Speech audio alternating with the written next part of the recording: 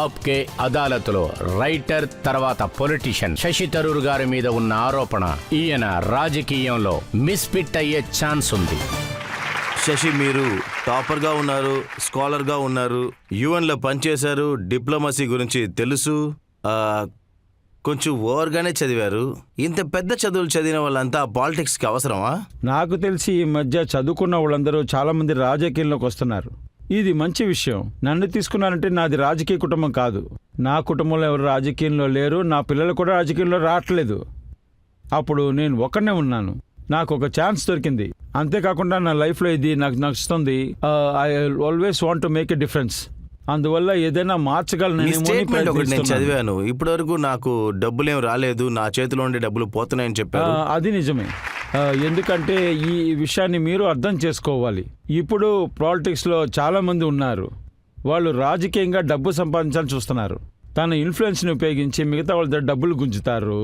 ఇలాంటి రాజకీయంలో నాకు అసలు ఇంట్రెస్ట్ లేదు. నేను వచ్చి నా సొంత డబ్బుతో ఒక చిన్న ఫౌండేషన్ నడుపుతున్నాను తిరువనంతపురంలో. ప్రజలు వచ్చి వాళ్ళ కష్టాలని చెప్పుకుంటారు.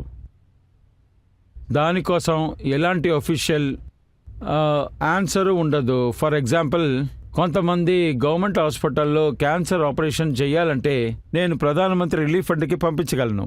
సీఎంకి రిలీఫ్ ఫండ్ అనే అకౌంట్ ఉంది. కానీ కొంతమంది ఏమంటారు, ఆపరేషన్ అయిపోయింది, మందులు కొనడానికి డబ్బులు ఇవ్వండి అని అడుగుతారు. అప్పుడు నా జేబులోంచి ఇస్తాను. అందువల్ల ఒక ఫౌండేషన్ పెట్టి ఇది నడుపుతున్నాను. ఎందుకంటే ఇది మిగతా వాళ్ళకు కూడా తెలియాలి. కానీ మీ పార్టీలో కూడా కొంతమంది లీడర్స్ ఉన్నారు కదా, రాహుల్ గాంధీ అని, సోనియా గాంధీ అని. వాళ్ళు కూడా మీ మీద కోపంగా ఉన్నారు, ఎందుకంటే వాళ్ళని వ్యతిరేకించి మీరు ప్రెసిడెంట్ ఎలక్షన్లో నిలబడ్డారని.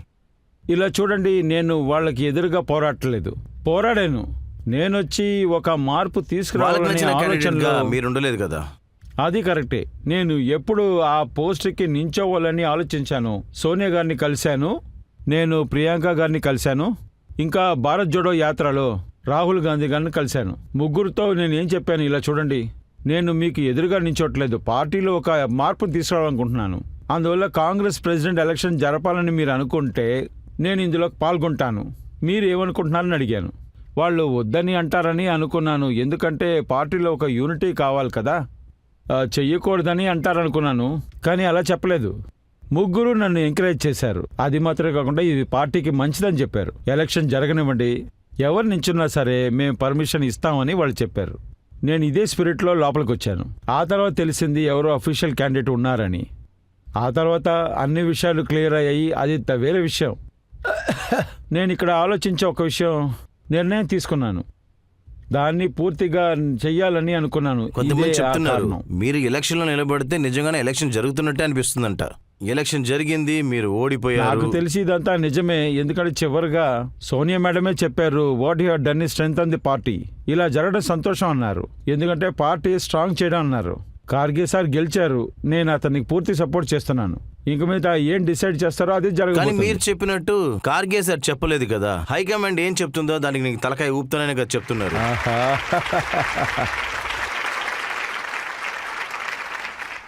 కొన్ని సంవత్సరాలుగా ఈ హైకమాండ్ అనే పదం నడుస్తూనే ఉంది, దీన్ని ఉపయోగిస్తున్నారు. ఈ వాక్యం ఎక్కడి నుంచి వచ్చింది? చరిత్రని చదివే నేను చాలా విషయాలు నేర్చుకున్నాను. వరల్డ్ వార్ 2లో అదే మిగతాదంతా ఉంది కదా, ఒక యుద్ధం వచ్చింది కదా జర్మన్లో, అక్కడ హై కమాండ్ ఉంటారు. అక్కడి నుంచి ఎవడో ఒకడు తీసుకొచ్చి దాన్ని కాంగ్రెస్లో ఇంప్లిమెంట్ చేశాడు, అది వాడుకుంటున్నారు. కానీ ఈ హైకమాండ్ ఒక విష పావని చెప్తుంది, పనికి రాడని చెబుతుంది, మరణం యొక్క ఏజెంట్ అని చెప్తుంది. వాళ్ళతో మీకు సంబంధం ఎలా ఉందని ఒక ఫోటో చూపిస్తాను. పిఎం నా కాన్స్టిట్యుయెన్సీకి వచ్చారు, తిరువనంతపురం. ఆ సమయంలోనే కర్ణాటకలో ఎలక్షన్స్ జరుగుతూ ఉన్నాయి. మీ పార్టీ మిగతా వాళ్ళు కలిసి పిఎం ని అటాక్ చేస్తూ ఉన్నారు. అరే, నేనే కర్ణాటకకు వెళ్ళి ప్రచారం చేశానే. నేను 3 రోజులు ప్రచారం చేసే అక్కడి నుంచి ఊరికి వచ్చాను. కానీ ఇదొచ్చి ప్రధానమంత్రి నా కాన్స్టిట్యుయెన్సీకి వచ్చినప్పుడు అది నా బాధ్యత, నా డ్యూటీ అవుతుంది. అక్కడ నేను లీడర్గా ఉన్నందువల్ల నేనే కదా స్వాగతించాలి. ఇదంతా నార్మలే. దాంతో నేను ఇంకో విషయం చెప్పాలని ఆశపడుతున్నాను. నేను ఇంతకుముందు చెప్పినట్టు ఎవరిని పర్సనల్గా అటాక్ చేయను. అది పిఎం అయిండొచ్చు, వేరెవరన్నా అయిండొచ్చు. కానీ డెమోక్రసీలో ఒక రూల్ ఉంది. అదేంటంటే ఆ చోటుకి, ఆ పోస్టుకి మీరు మర్యాద ఇచ్చే తీరాలి. ఎందుకంటే ఈ ప్రజలే పిఎంని అంగీకరించి కూర్చోబెడుతున్నారు. అప్పుడు ఆ పిఎం యొక్క పొజిషన్ ఆయన ఆక్యుపై చేసేంత వరకు ఆయనకి రెస్పెక్ట్ ఇచ్చే తీరాలి. కానీ ఈ చోట్లో కావాలంటే రాజకీయంగా మార్పులు వచ్చే అవకాశం ఉంది. కానీ బయట దేశాలకు వెళ్ళేటప్పుడు ఆయన మన దేశ పిఎం కాబట్టి అతన్ని ఎదిరించి నేను మాట్లాడను. కానీ ఇక్కడ చూడండి, మీ పార్టీలో కొంతమంది ఉన్నారు. గులాం నబీ ఆజాద్ ఇక్కడికి వచ్చారు. ఆయన చెప్పారు, ఇదిగో చూడండి, ఆయన కాంగ్రెస్ పార్టీలో ఉన్న ఆయన ఏమంటున్నాడంటే మోదీని కలిసినా సరే, మోదీ గురించి గొప్పగా మాట్లాడినా సరే వాళ్ళు మోదీ ఏజెంట్ అని అంటాడు. కానీ ఇలాంటి ఆలోచనలు చాలా తప్పుడైనవి. ఇప్పుడు చాలాసార్లు న్యూస్ వచ్చింది నేను బీజేపీలో చేరుతున్నానట. అదంతా ఏంటి? నా ఫ్రెండ్స్ చెప్తారు, వాళ్ళు ఏం రాసినా చదవండి, మీ నిజమైన మొహం మీ చేతల్లో ఉంది కదా, అందువల్ల చెప్పేవాళ్ళు చెప్పనివ్వండి, మీ దాని గురించి ఆలోచించొద్దు. మీరు ఒక క్లియర్ సిద్ధాంతంతో ఉన్నారు, దాన్ని హఠాత్తుగా మార్చేసి ఇంకో సైడ్కి వెళ్ళలేరు. దానికోసం ఆపోజిట్ పార్టీతో మీరు మంచి రిలేషన్షిప్లో లేదని కూడా మీరు చెప్పలేరు. ఆ కాలంలో చూడండి, మన వాజ్పేయి సారు నెహ్రూ గారిని పొగిడి మాట్లాడారు.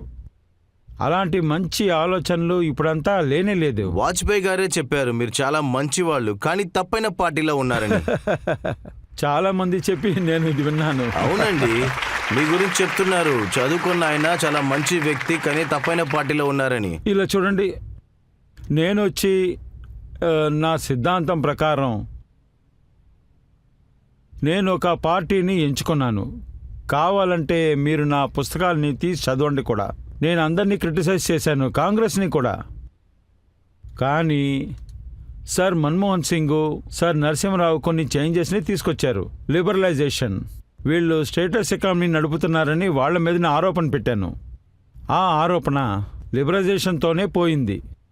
కానీ ఆ తర్వాత బీజేపీ మన దేశాన్ని ఎప్పుడైతే హిందుత్వం అనే పేరులో ఎప్పుడు విడదీయడం ప్రారంభించారో అప్పుడు నాకేమనిపించిందంటే మన దేశ కలవడం కోసం కాంగ్రెస్ పాలసీ ఉంది కదా, అదే మంచి పాలసీ. వాళ్ళందరినీ ఒకటిగా పట్టుకుంటున్నారనిపించింది.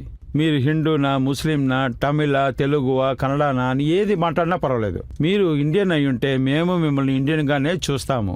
ఇలాంటి రాజకీయం నాకు నచ్చింది, అందుకనే కాంగ్రెస్లో ఉండిపోయాను. అలా చూస్తే హేమంత్ బిశ్వ శర్మ 22 సంవత్సరాలు కాంగ్రెస్లో ఉన్నారు, ఆప్కే అదాలత్కి వచ్చారు. ఆయన ఏం చెప్పారంటే కాంగ్రెస్లో పెద్ద పెద్ద లీడర్స్ని అవమానపరుస్తున్నారని. అంటే రాహుల్ గాంధీని కలవడానికి వెళ్తే ఏ ప్లేట్లో కుక్క బిస్కెట్ తినిందో ఆ ప్లేట్లో బిస్కెట్నే మనకి పెడుతున్నాడంట. సెల్ఫ్ రెస్పెక్ట్ లేని చోట ఎలా ఉండగలమని ఆయన అడుగుతున్నాడు. ఇలాంటి విషయం నాకు జరగనప్పుడు నేనేం చెప్పమంటారు? నేను ఆ కుక్కను చూసిందే లేదు, నేను రాహుల్ గాంధీ గారినే చూశాను. అదే నేను ఏం చెప్పాలనుకుంటున్నాను, చూసింది లేదా? లేదు లేదు, చూడలేదు. ఈ ప్రశ్నకి ఏం సమాధానం చెప్పమంటారు? నేను ఒక చెప్పనా, నేను ఒక పని విషయంగానే ఆయన చూస్తానికి వెళ్తాను, కానీ దేనికి అస్సలు వెళ్ళను. నాకు ఆ సందర్భం కూడా దొరకలేదు. రెండోది, నేను రాహుల్ గారితో ఈజీగా మాట్లాడతాను. యంగ్గా ఉన్నారు ఆయన ఆలోచనలు. నేను ఆయన్ని మీట్ చేసేటప్పుడు చాలా ఈజీగా ఉంటుంది. ఒక్కొక్కరికి ఒక గుర్తింపు ఉంటుంది. మీరే చూడండి, రాహుల్ గాంధీ గారి క్లోజ్ ఫ్రెండే జ్యోతి ఆదిత్య సింధియా, జితిన్ ప్రసాద్, ఆర్పిఎన్ సింగ్ ఇప్పుడు అందరూ బీజేపీలో ఉన్నారు. అప్పుడు ఈ విషయంగా నేనేం చెప్పను, మీరు వీళ్ళ ఫ్రెండ్షిప్ గురించి బాగా చూడొచ్చు, ఏం కావాలనో ఆలోచించవచ్చు. చివరిగా అందరి పొలిటీషియన్స్ వాళ్ళ చాయిస్. నేనేం అడుగుతున్నానంటే ఇంతమంది ఉన్నారు, గులాం నబీ ఆజాద్, హేమంత్ బిశ్వ శర్మ, సింధియా, ఎన్నో పేర్లు చెప్పేశాను. మరి ఎందుకని ఒక్కొక్కరుగా కాంగ్రెస్ నుండి విడిపోయారు? రాజకీయంలో ఇదంతా జరగడం మామూలే. కర్ణాటకలో ఒక పెద్ద లీడర్, బీజేపీ యొక్క సీఎం, ఒక డిప్యూటీ సీఎం బీజేపీకి చెందినవారు అన్నిటిని వదిలేసి కాంగ్రెస్కి వచ్చారు. ఇదంతా జరుగుతుంది, కానీ ఇదంతా మంచిదని నాకు అనిపించట్లేదు.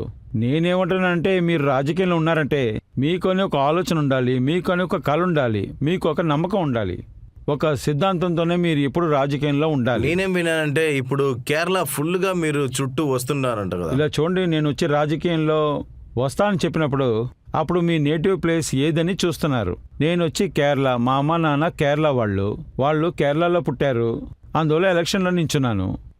అదేంటంటే ఏ స్టేట్లో అయితే నేను జీవించలేదో, ఏ స్టేట్లో అయితే నేను అసలు ఉండలేదో, జస్ట్ హాలిడేస్ కోసం అదేంటంటే సంవత్సరానికి 1 నెల అక్కడికి వెళ్తాను అంతే. అది నా కర్మభూమిగా మారిపోయింది. అంతేకాకుండా లోక్సభలో మీకు తెలుసు కదా, మీరు ఒక చోటు నుంచినే గెలవగలరు. అందువల్ల ఒక చోటు, అది కేరళ క్యాపిటల్ తిరువనంతపురం. అక్కడ మీరు చూడండి, నా నా యొక్క గుర్తింపు అక్కడ ఉంది. 4వ సారి కూడా మళ్ళీ అక్కడ నుంచే పోటీ అది చేయబోతున్నారు. ఇంకా నిర్ణయించలేదు. నేను ఏం చెప్పాలనుకుంటున్నానంటే, నేను తిరువనంతపురంలో ఉన్నాను, కానీ మిగతా చోటు నుంచి నాకు చాలా ఇన్విటేషన్లు వస్తాయి, కానీ అక్కడికి వెళ్తానికి నాకు టైమే లేదు. అందువల్ల నాన్న ఈ ప్రెసిడెంట్ ఎలక్షన్ తర్వాత నాకు కాస్త టైం దొరికింది. అప్పుడు కొన్ని ఇన్విటేషన్స్ నేను అంగీకరించి చాలా చోట్లకి వెళ్ళి నేను మాట్లాడాను కూడా. అప్పుడు వాళ్లే చెప్పారు, ఢిల్లీలో మీకు సరైన చోటు దొరకకపోతే ఇక్కడ కేరళకు రండి, నేను మీకు ఒక మంచి చోటు ఇస్తామన్నారు. అప్పుడు వాళ్ళు చెప్పింది నాకు న్యాయంగా అనిపించింది. ఈ డిమాండ్ ఉన్నప్పుడు అది కూడా చేసి చూడొచ్చు కదా. అలా అంతా ఆలోచించే నేను వస్తున్నాను. కానీ నాకు తెలుసు చాలా రెసిస్టెన్స్ ఉంది, కానీ నా పార్టీలో ఇదంతా వాళ్ళకి నచ్చదు. తర్వాత నాకు నా భవిష్యత్తు గురించి ఆలోచించే తీరాలి. నా ఫుల్ కెరీర్ వచ్చి యునైటెడ్ నేషన్స్లో వెళ్ళిపోయింది. 29 సంవత్సరాలు ఉన్నాను అక్కడ. ఇక్కడ 15 సంవత్సరాలుగా ఉన్నాను. ఇంకా ఎంత పని చూడాలి. నేను చాలా రాజకీయ నేతలను చూశాను. వాళ్ళు శ్మశానికి వెళ్ళేంత వరకు పాపం రాజకీయం చేస్తూనే ఉంటారు. దీని గురించి అందరికీ బాగా తెలుసు. నేనేం చెప్పాలనుకుంటున్నా అంటే, ఒక విషయం మీకు బాగా తెలుసు. ఏ మార్పును తీసుకోవాలని మీరు అనుకుంటున్నారో, కానీ దీనికన్నా దాన్ని తీసుకురాలేని తెలుసుకుంటే మీరు టక్కని తప్పుకోవాలి. నేను తప్పుకొని క్రికెట్ చూస్తాను, బుక్స్ చదువుతాను, లేకపోతే పిల్లలతో ఆడుకుంటాను. అలాంటి ఒక సమయం వస్తే ఖచ్చితంగా నిర్ణయం తీసుకుంటాను. ఒకవేళ ఈ 24లో కూడా డిసైడ్ అవ్వచ్చు. అలా చెయ్యకపోతే 5-6 సంవత్సరాలు కూడా చెయ్యొచ్చు. కానీ ఇదంతా ఆలోచించి నేను ఒక నిర్ణయం తీసుకునే కొంతమంది ముందు ఏమంటున్నారంటే శశి థరూర్ వచ్చి కేరళ సీఎం అవ్వాలని ఆశతో ఉన్నారని. ఇలా చూడండి, కొంతమంది వచ్చి ఈ విషయంగా మాట్లాడారు కూడా. అంతేకాకుండా నేను న్యాచురలీ అన్ని ఆప్షన్స్ని ఎగ్జామ్ చేస్తూనే ఉన్నాను. తిరువనంతపురం ప్రజలు వాళ్ళ నమ్మకాన్ని నాకు ఇచ్చారు. వాళ్ళని నేను మోసం చేయాలనుకోవట్లేదు. నేను మళ్ళీ గెలవాలంటే వాళ్ళ దయతోనే గెలవాలి. కానీ ఒకవేళ వేరే ఏదైనా ప్రాస్పెక్ట్ ఉంటే, అదేంటంటే నా రాజ్యంలో నాకు ఒక సందర్భం దొరుకుతుంది అనుకోండి, పార్టీలో ఒక మార్పును తీసుకొస్తామని అనుకుంటే, అప్పుడు ఈ రాజకీయ ప్రయాణంలో చూడాలంటే ఇది ఒక మంచి విషయంగానే ఉంటుంది కదా. కానీ ఇదంతా నిర్ణయం తీసుకోవడానికి కొంచెం టైం కావాలి. నేను అన్నింటినీ గమనిస్తూనే వస్తున్నాను. నా పార్టీ ఏం చెప్తున్నానో చూడాలి. ఆ తర్వాత మిగతా వాళ్ళ అభిప్రాయం ఏంటో తెలుసుకోవాలి. అన్నీ విని ఒక డిసిషన్ తీసుకుంటాను. కానీ ఇప్పటికీ నేనేం చెప్పలేను. డిసిషన్ తీసుకున్నారంటే ఆప్కే అదాలత్కి మళ్ళీ పిలుస్తాం మేము ఖచ్చితంగా. ఇప్పుడు